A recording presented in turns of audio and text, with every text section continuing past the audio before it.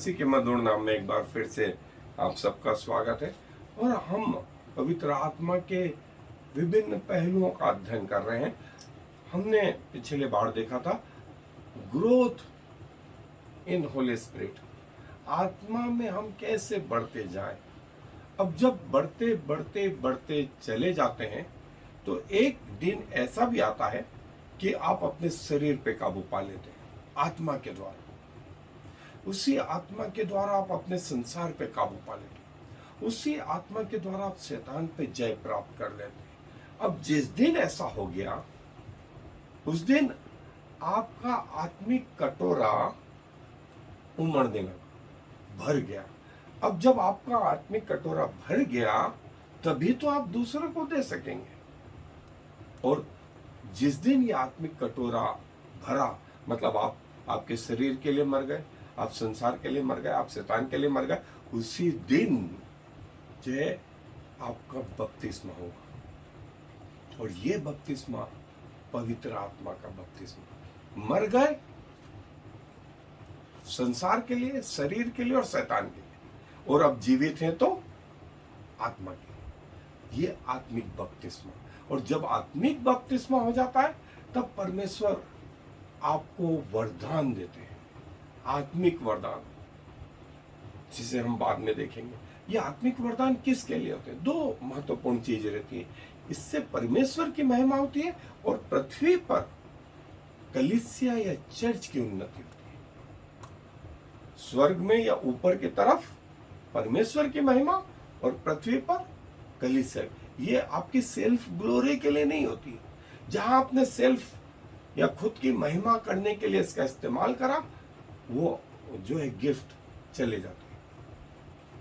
सो धीरे से हम उसे भी देखेंगे, लेकिन आज हम देखेंगे फुलफिलमेंट इन होली स्पिरिट। पवित्र आत्मा आपके अंदर भर गया और आपका क्या होने लगा है? आत्मिक बपतिस्मा। आत्मिक बपतिस्मा। आप संसार के लिए मर गए हैं, शरीर के लिए मर गए हैं, और आपके पास ऐसा हो जाता है ये का जो प्रभु यीशु मसीह ने कहा, पहले मेरे धर्म और राज्य की खोज करो, संसार की हर वस्तुएं तुम्हारी है। आपके पास जब संसार आ जाता है तो अब आपको उसमें इंटरेस्ट नहीं रहता है। घर है तो ठीक है, नहीं है तो दूसरा ही सही। गाड़ी घोड़े हैं तो ठीक, नहीं है तो पैदल ही सही।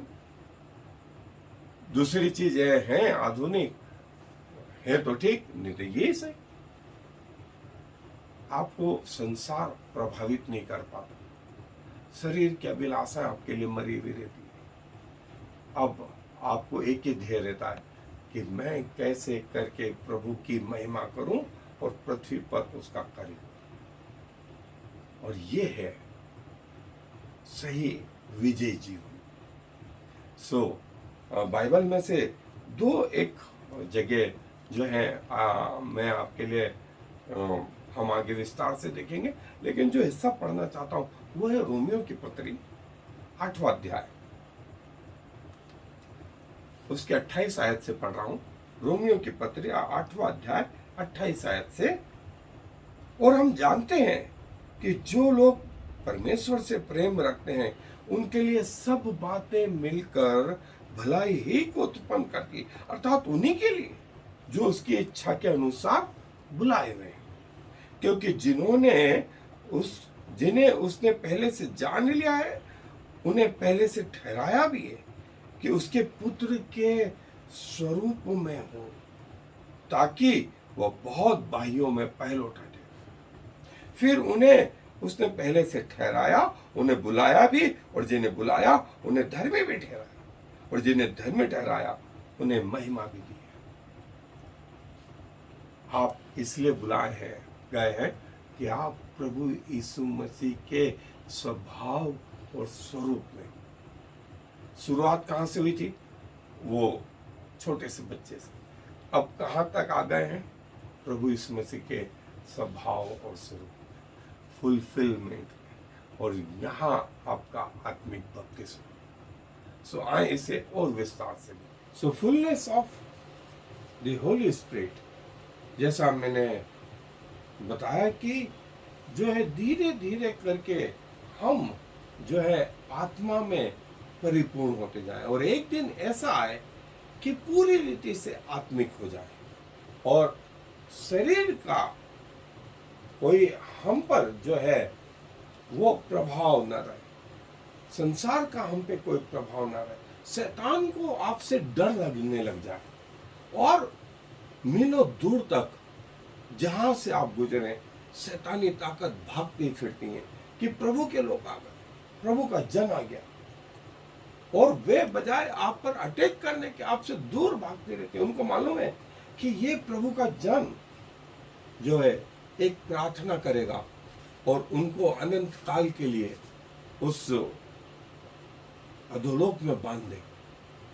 इसीलिए वे उस व्यक्ति से डरती हैं और आप बाइबल में इसके उदाहरण पाएंगे।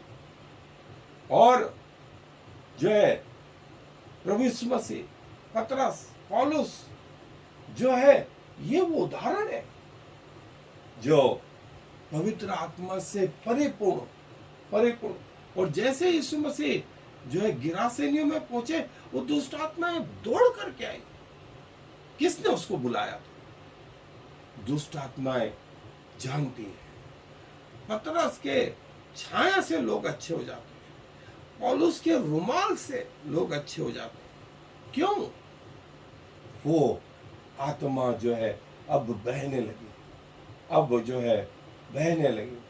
और कुलिसियों के पत्र में जो है कहा गया कि जो है परमेश्वर की जो फुलनेस प्रभु यीशु मसीह में सदैव वास करती है और मसीह पूरी रीति से परिपूर्ण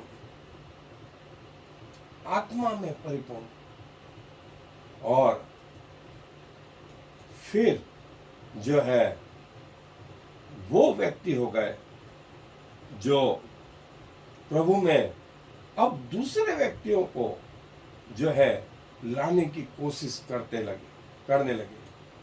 और परिपूर्ण मतलब प्रभु यीशु मसीह की समानता, प्रभु यीशु मसीह का स्वभाव जो है वो आए। उदाहरण के लिए मैं आपको एक बताऊं, एक बीज की तरह, एक बीज में एक और बीज होता है और वो बीज जो है बिल्कुल अपने पिता की तरह होता है। वो दिखता तो नहीं है या दिखे भी तो वो इतना छोटा होता है, लेकिन जब वो ग्रो करता है तो बिल्कुल वैसा ही ग्रो करता है जैसा वो खुद एक दिन बीज होकर के इस पृथ्वी पर आया था। सो प्रभु यीशु मसीह की परिपूर्णता, प्रभु यीशु मसीह की परफेक्टनेस जो है हम में निवास करे।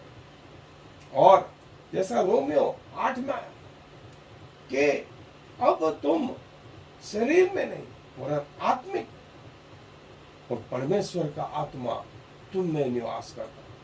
पहले शरीर के अनुसार चलते थे परंतु अब आत्मा के अनुसार चलने लगे।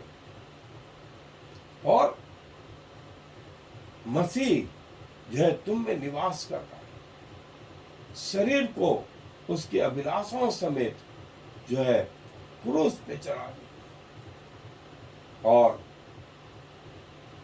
जिसमें मसीह का आत्मा नहीं वो उसका जन नहीं।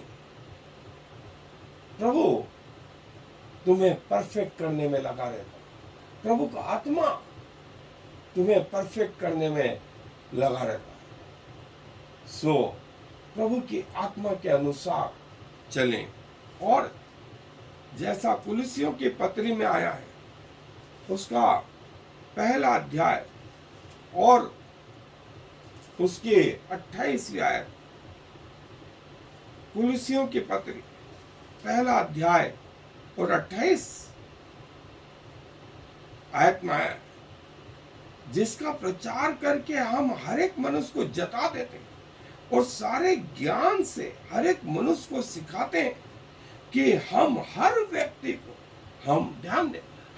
व्यक्ति को मसीह में सिद्ध करके उपस्थित करें। हम हर व्यक्ति को जो है मसीह में सिद्ध करके उपस्थित करे। और जो है वो दिन जब तक ना आए, पौलुस बोलता है मैं जच्चा कैसे पीड़ाएं तुम्हारे लिए उठाता कि तुम मैं प्रभु के सामने सिद्ध करके उपस्थित करो। कहीं ऐसा ना हो कि जो कार्य आरंभ हुआ था वो शैतान बीच में खत्म कर दे, बीच में नाश कर दे। इसीलिए जब तक मसीह का आगमन ना हो या हमारी मृत्यु तक हम परमेश्वर के प्रति वफादार, और यही स्पिरिचुअल ग्रोथ है। सो प्रभु अपने वचन पर आशीष दे। हाँ, दुआ धन्यवाद देते हैं कि जो कार्य आत्मा में हम में आरंभ हुआ वो हमें परिपूर्णता तक आप न छोड़ते हैं न त्यागते हैं। और आप कहते हैं कि हम सबका स्वभाव आपके जैसा हो, आपके जैसे पवित्र बनने की आप हमसे अपेक्षा करते हैं। और ये कार्य पवित्र आत्मा हमारे अंदर रह करके दिन प्रतिदिन करता रहता है, प्रतिपल करता रहता है कि हमारे जीवन को आपके सामने पवित्र और निर्दोष करके उपस्थित करें। प्रभु, हम में योग्यता ही नहीं है, ना हम आपकी इन प्लानिंगों को समझ पाते हैं, लेकिन धन्यवाद देते हैं कि आप योग्य परमेश्वर हैं। आप अपने जैसा हमें बनाने में लगे रहते हैं। धन्यवाद प्रभु, जो लड़खड़ाता हुआ जीवन हमारे अंदर आरंभ हुआ था, आप एक दिन उसे स्थिरता प्रदान करते हैं, और इतनी स्थिरता प्रदान करते हैं कि दूसरों को सहारा देने वाले हो जाते हैं। धन्यवाद पिताजी, हम आपकी क्लास में, आपके स्कूल में छोटे से बच्चे के रूप में आए थे, और आज आपने हमें पिता के रूप में स्थापित करा कि बहुत सारी आत्माओं को आपके पास ला पाए, ईमानदारी से, सच्चाई से आपके वचन को बता पाए। प्रभु, जिन जिन कानों में ये वचन पड़ता है उनके जीवन में कार्य हो, और वे आपके पास आए और अपने इस जीवन में आपको अपना उद्धारकर्ता के रूप में ग्रहण करें, ताकि एक दिन हम सब आपके पवित्र निवास स्थानों में एक दूसरे को देखने पाए। क्योंकि सारा आदर और महिमा और इज्जत आपको देते हुए इस विनती को प्रभु यीशु मसीह के नाम से मांग लेते हैं। आमीन। I am the Lord. There is no other God. I have prepared you, even though you do not know me, so all the world from east to west will know there is no other God. I am the Lord, and there is no other.